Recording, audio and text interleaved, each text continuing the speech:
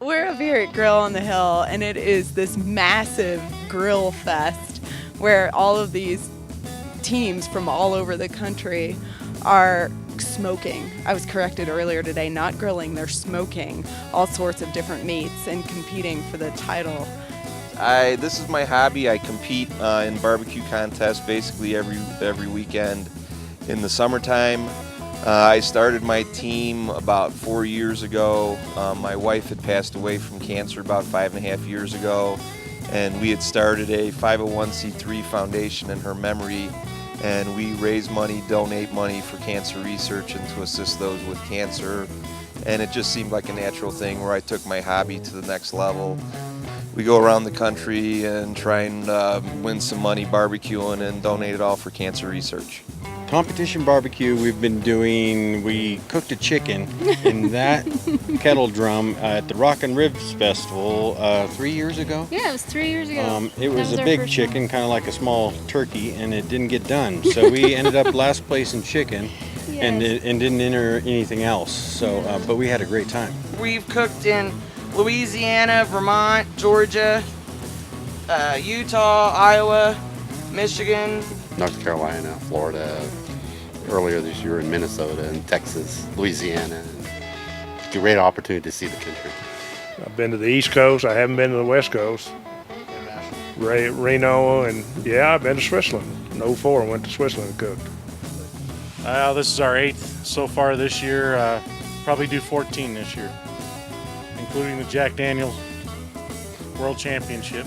We won first place in chicken at Jack Daniel's a couple years ago, and a few years ago we won pork down there. And we've competed at that one six times, which is very difficult to get to. Well, the Jack Daniel's is the hardest one to get into because it's an invitational, and you have to qualify, and then you have to be lucky enough to be drawn in the drawing. I've won Jack Daniel's twice, in 2000 and 2003. I'm the only team that's ever won it twice. If you're in the South, you're going to do pulled pork instead of sliced pork. You're going to have a little more vinegary taste than you would the Kansas City style sweet taste sauce. You know, it varies. You don't go too extreme because obviously you don't need to, because whatever you're doing is winning, and if it's winning, then you got to kind of stick with what you got. Run what you brung. Better than last place would be good. Yes, that would be wonderful. I think we ruined our chicken, but It's been a day. How did the brisket come out? Well, we don't know yet. We have high hope. No, it's off in the Cambro, just setting in its a little hot tub of Coming out juice. of the grill, or Coming out a little juice. It's feeling good, but we'll see. I do a whole bed of parsley, so that way when you put the meat on it, the parsley pops up around it, and you're not at the last minute struggling to try and fill in holes around the meat with your lettuce and parsley. So they are looking good. We'll see how they taste later. So you're feeling good coming into the judging? No. I'm feeling good. I think it's great. We're doing good. But I feel helpless, and that feels good. So when they're judging, there's no talking allowed. So, but when they get done with their score sheets, then they're encouraged to talk about what they saw and stuff. It helps hone their skills as a judge. A judge, they go through the class and they're taught how to meat's judged on 3 criteria: appearance, taste, and tenderness. In the class, we're taught how to identify those things.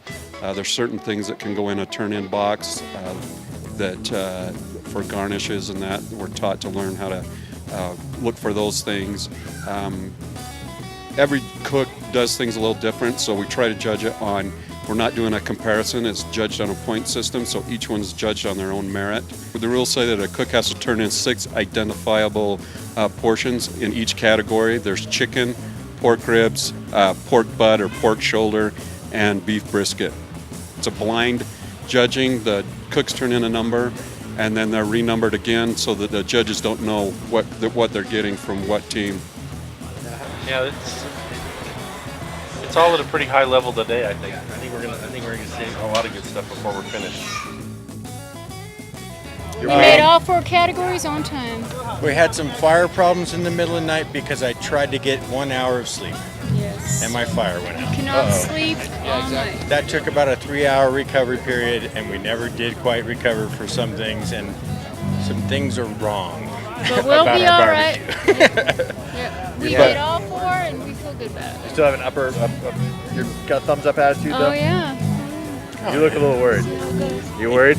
Hey, we're a farm league playing in the NBA. First time. We really are. We're driving NASCAR in a VW. Second place in the pork rib category, check for $500 goes to Smokers Wild.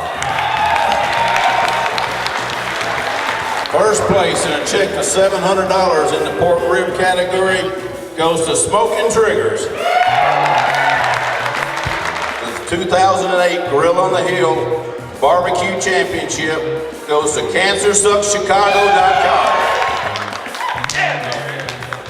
And a check for $2,000, or actually it's cash, Smoking Triggers. It's tremendous. It's tremendous. Couldn't believe it. That's what we came out here for. All of us came out here to win this thing. And what's next? Next, we go to Shannon, Illinois, the butt to butt. It feels awesome. I mean, Arlie puts on a great contest here. The absolute scenery and everything is one of the best contests, if not the best contest I've ever been to. So it's quite an honor to finish in this threesome. So very happy. And also, where are you off to next? I am off to Lake Placid, New York. So another Olympic site. Finishing to these 2, it feels pretty good. I knew my brisket was not quite there today.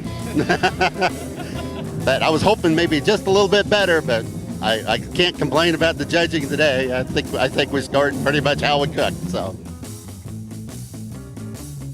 Called 9th place in brisket against all these superstars, and we don't know why, but I guess that's a good thing. I guess we could. And that was the one that died, the fire that died in the middle of the night. So there was some kind of midnight magic that went on with the brisket that I'm not aware of. I hope to repeat and make better.